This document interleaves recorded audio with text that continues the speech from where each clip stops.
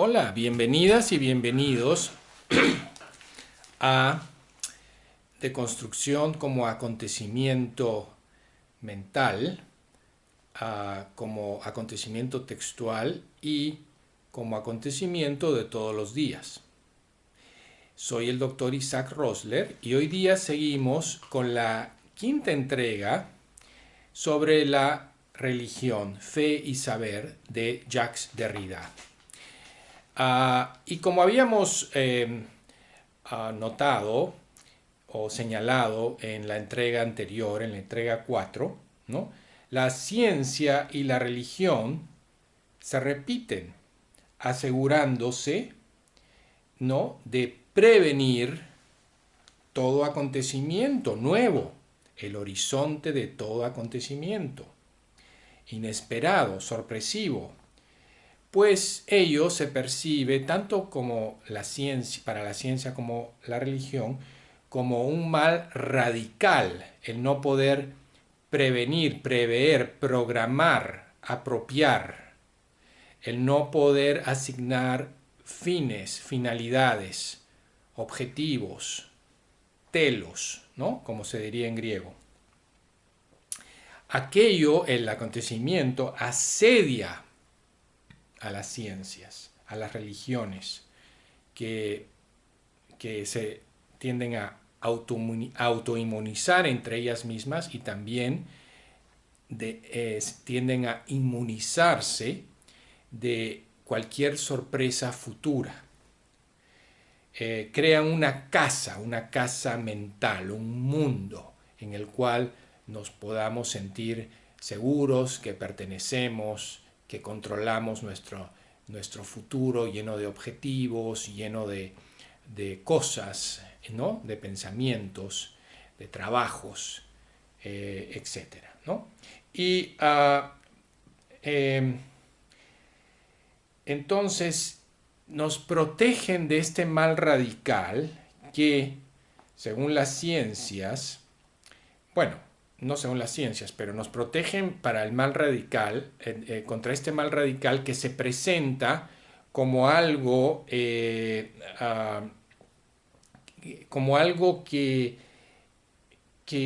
no hay, no nos podamos inmunizar o salvar, ¿no? Indemnizar. Sin embargo,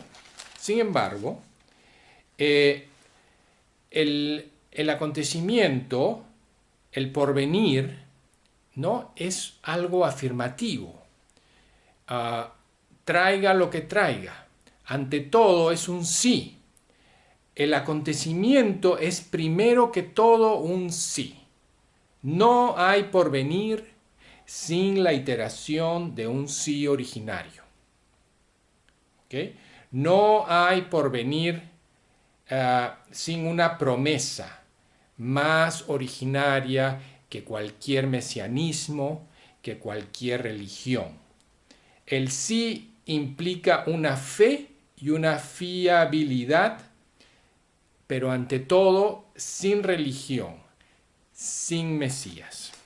Es, digamos, la posibilidad de todo, de lo imposible, de lo posible, está ahí en el acontecimiento cuyo horizonte no podemos programar. Bueno, no tiene un horizonte, ¿no? El sí, entonces hay un sí en un porvenir nuevo, en un porvenir que no es programable ni anticipable. No, ahora, al mismo tiempo, no hay un porvenir sin iterabilidad. O sea que ya de por sí este sí es una iterabilidad, es una repetición, ¿no?, pero que nunca es igual a sí misma, porque este sí puede ser cualquier cosa. Y esto incluye, como hemos dicho, el riesgo y la amenaza de iterar un mal radical. De otro modo, el porvenir sería anticipable y programable, y jamás un salto de fe a lo desconocido. Entonces, ante todo este acontecimiento del cual nos defendemos a través de la religión, de la política, de la ciencia, etcétera, de la tecnología, es justamente un salto de fe a lo desconocido, un salto de fe a lo que nos da una ciencia nueva, una religión más inclusiva, una política más justa. He ahí la gran paradoja. Luchamos con lo que el hiato que nos puede dar una reflexión hacia una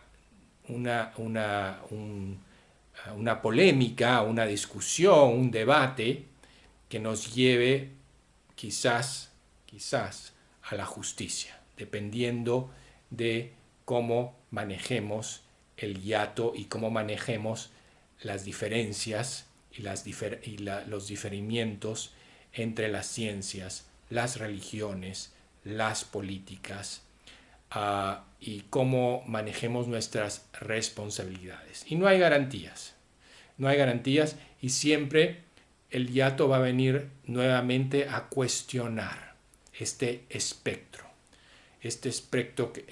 que lo vemos mucho en Marx, pero que tampoco lo deconstruyó, porque él quería deshacerse de todos los espectros y traer una realidad última, o sea que regresa a la ontología, ¿no? Una realidad última en la cual ya no se cuestionen las cosas, ¿no?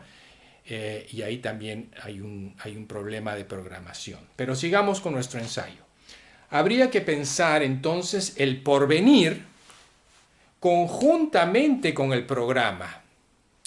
Esto es lo que sugiere Derrida acertadamente, me parece, ¿no? Habría que pensar el porvenir conjuntamente con el programa, la técnica, la ciencia, la religión.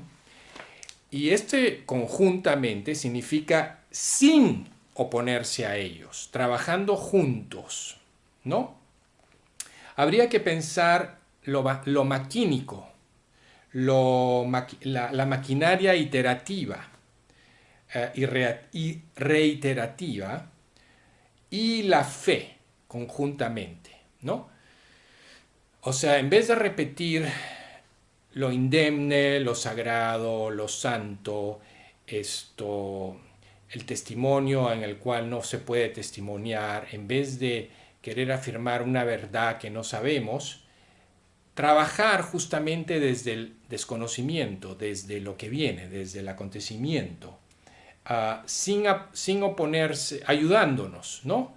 Ayudándonos el uno al otro, sin oponerse entre las diferentes géneros o disciplinas o conceptos, ¿verdad?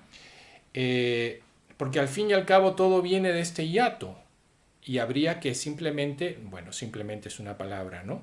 No tan simple, porque venimos de este mismo hiato que es en donde suplementamos y nos suplementamos por nuestro bienestar y por el bienestar del otro. Entonces de ahí mismo, ¿no? Hay que, digamos, conversar, ¿no? En una democracia, digamos, que es lo que Derrida siempre decía, la democracia siempre está por venir, polemizar y tomar decisiones que nunca van a ser absolutamente justas y siempre serán perfectibles, ¿no? Habría que pensar todo lo que es entonces producción, reproducción, automaticidad, mecanización, etcétera, ¿no? Y, pero al pensar en todo esto, ¿no? Porque decimos todo viene de este mismo espacio, sí, viene de este mismo espacio, pero al mismo tiempo se corta de este mismo espacio. Hay un corte de las cosas, y el corte es lo que origina las diferencias infranqueables y los conceptos totalmente cerrados en sus propias fronteras y sus propios horizontes. Entonces, este corte es lo que justamente se protege de la contaminación, entre comillas, de lo heterogéneo, la heterogeneidad que nos trae el hiato, ¿no? Porque en la base, si hay tal cosa, de una diferencia hay heterogeneidad, hay diferencias de opiniones, hay polémicas. Entonces, ¿cómo estamos acostumbrados a ver el mundo? Bueno, a partir de Edipo, del corte, de la castración. En el punto del corte, de la cancelación, de la reducción del hiato al máximo para crear la ilusión de algo totalmente presente o de una ontología, en el punto del corte, de la cancelación, ¿qué hay? Bueno, hay lo que es, ¿no? El henchimiento, la reproductividad, la mecanización, la programación. Todo esto ocurre en el corte, donde hay otras metáforas, la circuncisión, la castración, como hemos dicho, el Aufhebung de Hegel, que es cancelar en la base, ¿no? Y al mismo tiempo retener y elevar a un concepto, a una idea. Pero en la cancelación ya se canceló la diferencia o se reduce a lo máximo esta heterogeneidad. Entonces, el corte lo que hace es justamente protegernos del acontecimiento, al mismo tiempo que nace de un acontecimiento que se reprime y el acontecimiento al mismo tiempo también se retira de la historia, ¿no? El corte, ¿no? En el corte, digamos, en la base de la diferencia está el espacio, el espaciamiento, el tiempo, el espacio, el cora.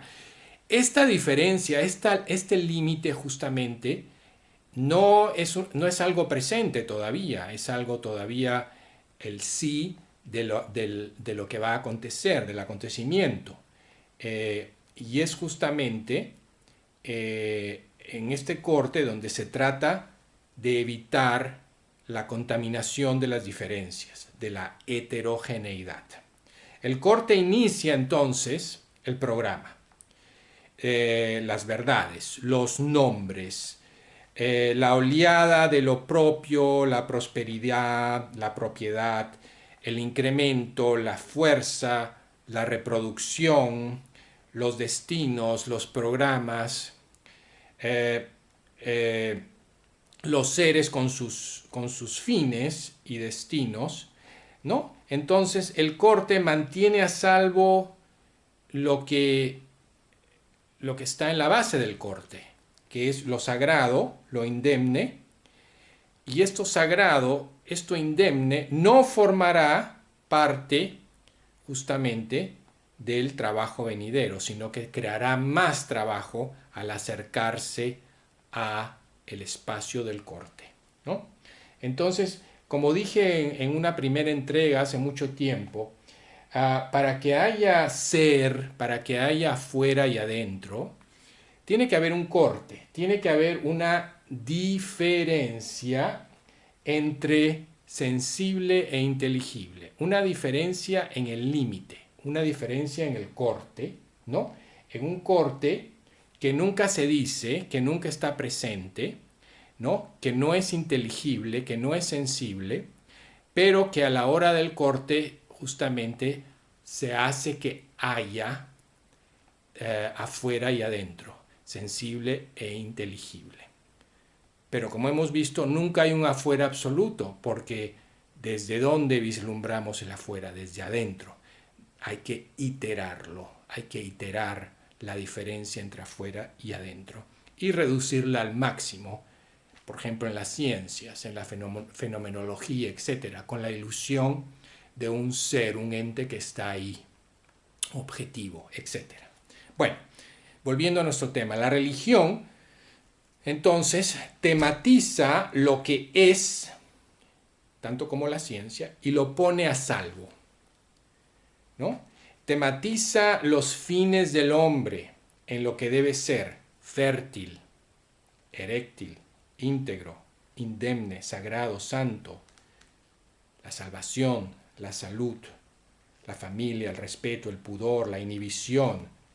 Todo eso también la filosofía lo tematiza en la casa del ser, para Heidegger, por ejemplo, y se nutre con la religión, que es el ser ejemplar, el ser de seres. Entonces nos orientamos siempre a un ser con sus fines que sea ejemplar. Pero para todo esto tiene que haber antes un corte de la diferencia, para poder clasificarnos en diferentes genes, en diferentes áreas, en diferentes clasificaciones, ¿no?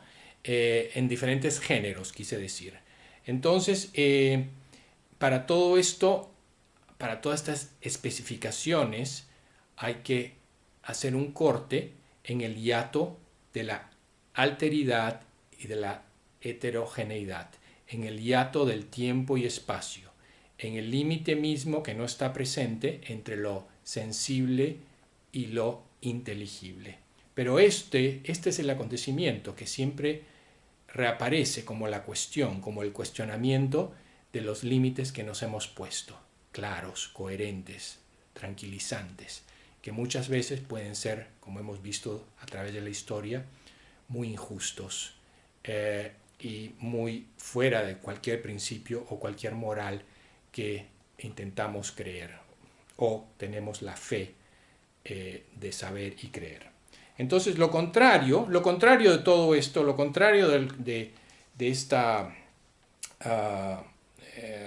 religión que nos da una casa o esta filosofía que tematiza todo lo que es y lo pone a salvo, lo contrario podríamos decir sería el nihilismo, el desarraigo, el no pertenecer, el desencanto, la desacralización, ¿verdad?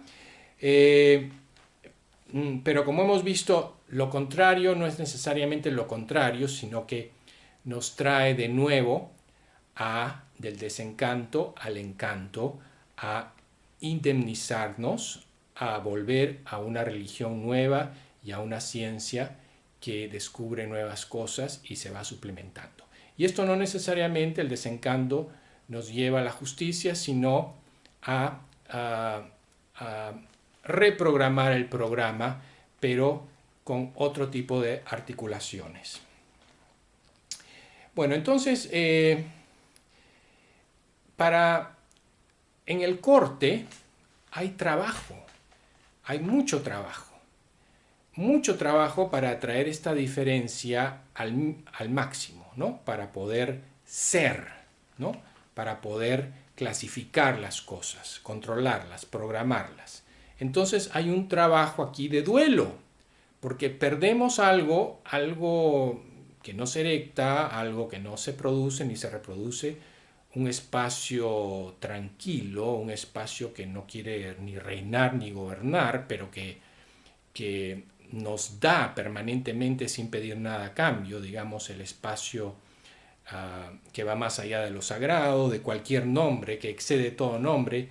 Esto en el fondo tenemos que tener un duelo porque lo perdemos en el corte, ¿no? Entonces, Derrida nos explica que este es el trabajo del duelo, que consiste en la indemnización infinita de una espectralidad sin bordes, de esta espectralidad que no es ontológica, que no es ni sensible ni inteligible, pero al cortarla, ¿no?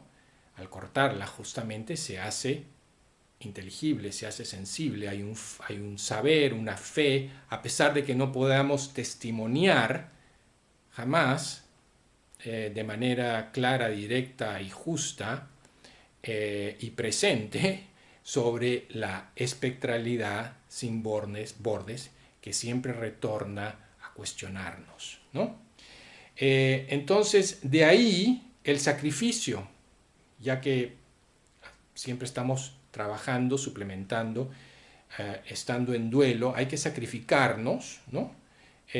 Por lo que se debe mantener indemne, lo que se debe, lo intocable, lo que nunca vamos a tocar, y lo que se declara santo, santo y salvo, ¿verdad? Hay que tener sacrificio, hay que practicar oración por una fe y un saber, ¿no?